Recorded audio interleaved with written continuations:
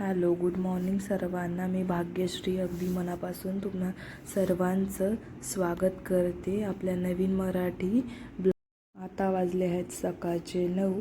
सकाळी 9 वाजता आम्ही सगळं आवरून निघालो आहे. आता दर्शनासाठी, देवदर्शनासाठी आम्ही निघालो आहे. वणीला आणि दिंडोरीला जाणार आहोत आम्ही. तर सुरुवातीला आम्ही वणीला निघालो आहे. व्हिडिओ शेवटपर्यंत नक्की पहा. आता आम्ही पोहोचलो आहे गडाच्या पायथ्याशी.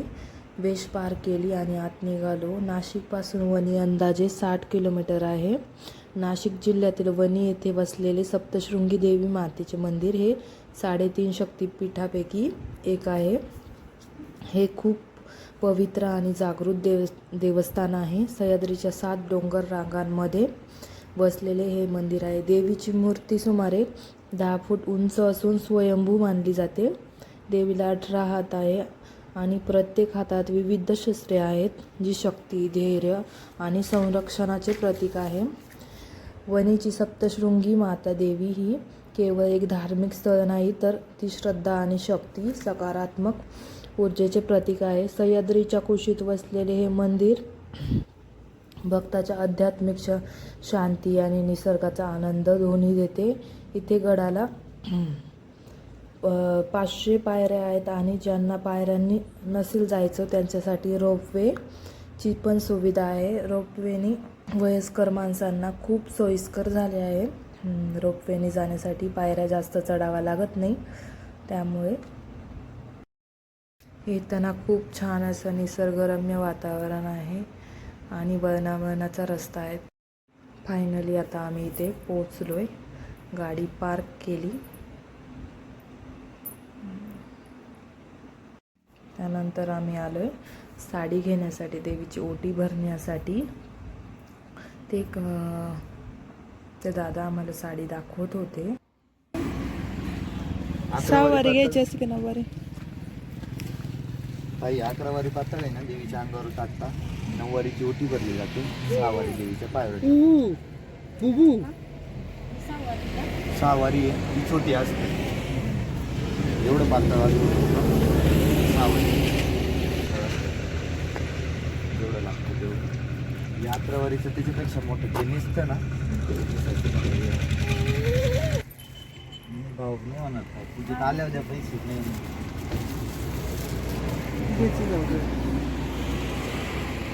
आपण हिरो आहे, आपण हिरो. कॉटन मध्ये घेतलं ना पातळ, 100 रुपये वाढत. असं जर कॉटन मध्ये घ्यायचं असेल, याच्यात सगळं देईल तुम्हाला. पूजा सर्व राहते. नारळ, हार, ओटीचे साहित्य सगळं द्यायचं.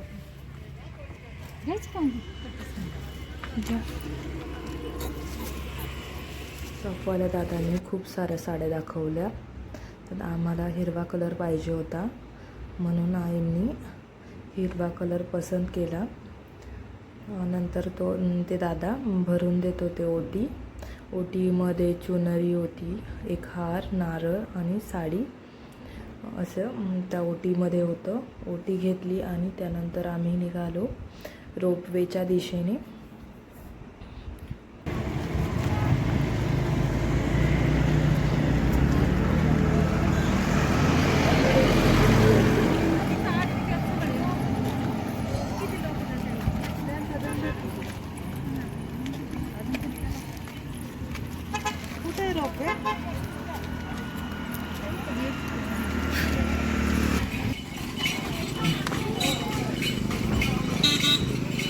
ठीक आहे. त्यानंतर इकडे लेफ्ट साईडलाच तिकीट काढण्यासाठी आम्ही आलो.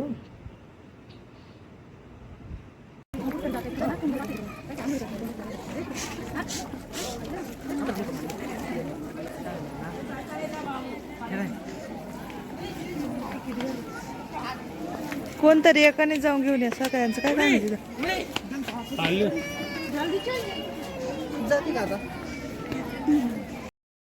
तिकीट काढलं आणि तिकीट घेतल्यानंतर आम्ही आतमध्ये एंटर केलं. एंटर केल्याबरोबरच खूप सुंदर सुंदर असे शॉप होते. पितळाच्या मूर्त्या, साड्या वगैरे खूप सुंदर सुंदर असे लहान मुलांचे खेळणे असे शॉप होते. तिथून आम्ही निघालो रोपवेच्या मार्गावरती. रोपवे तिथे इन्स्ट्रक्शन दिलं होतं, तिथूनच निघालो. आता आम्ही पायऱ्या चढतोय. इथून जाताना एक खूप शॉप होते प्रसादाचे, पेढे वगैरे सगळं खूप काही होतं इथे. नाही तिकडून असं रस्ता.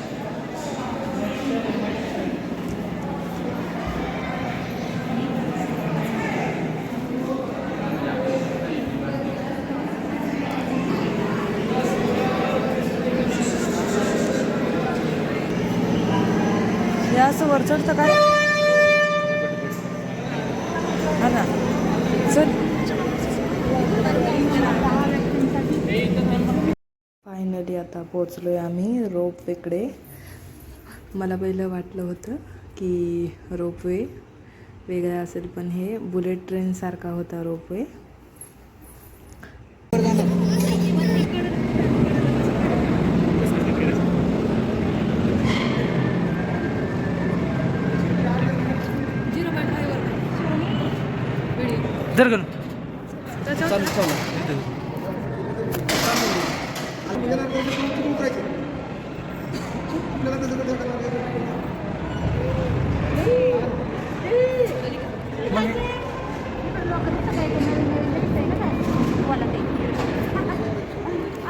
आमच्या साईडचं रोपवे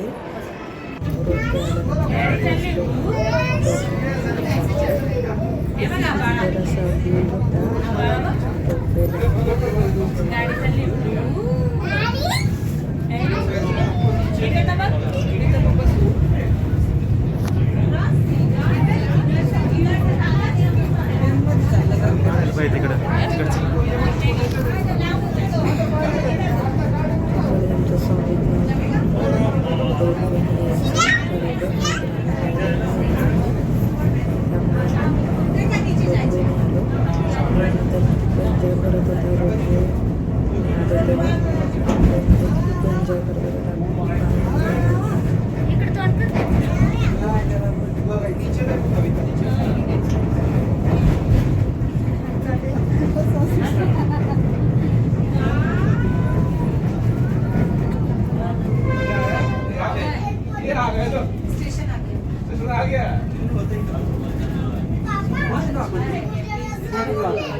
पोचलो. तिकडे जाते ना त्या कुंडात धुवायला हात पाय. पोचलो. चला तिकीट संपलं.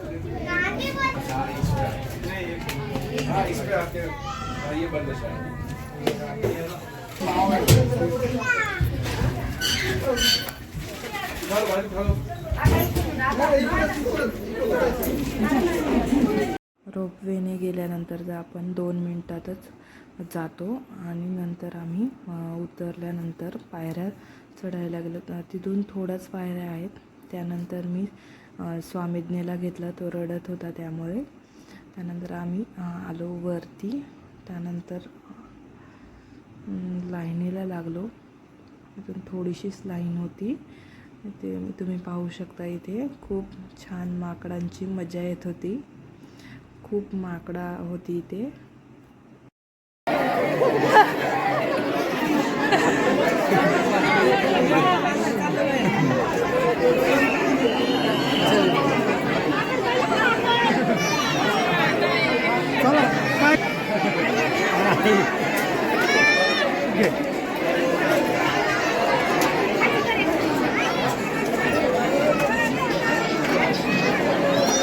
भाविकांची खूप गर्दी होती.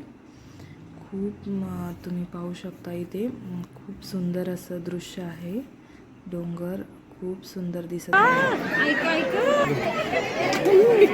फोडायचं कसं सगळं माहिती.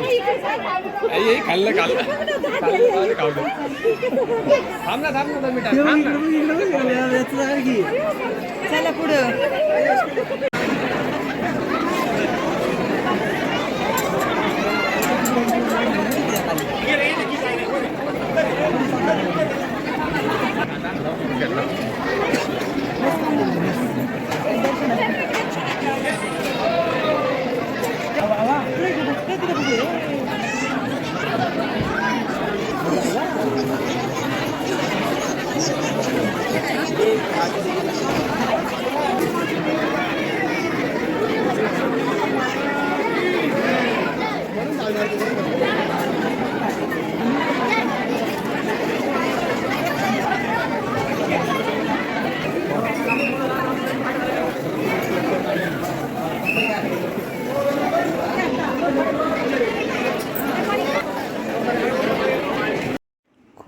असं दर्शन झालं. अगदी भक्तिमय पवित्र वातावरण होतं तिथलं.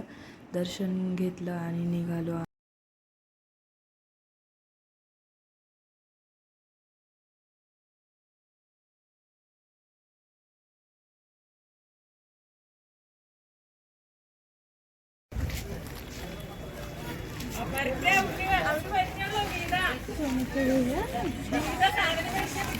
जर मग व्हिडिओ आवडल्यास व्हिडिओला लाईक करा, शेअर करा आणि सबस्क्राईब देखील करा आणि छान छान कमेंट देखील करा. तोपर्यंत भेटू नेक्स्ट व्हिडिओमध्ये. चला तर मग बाय बाय.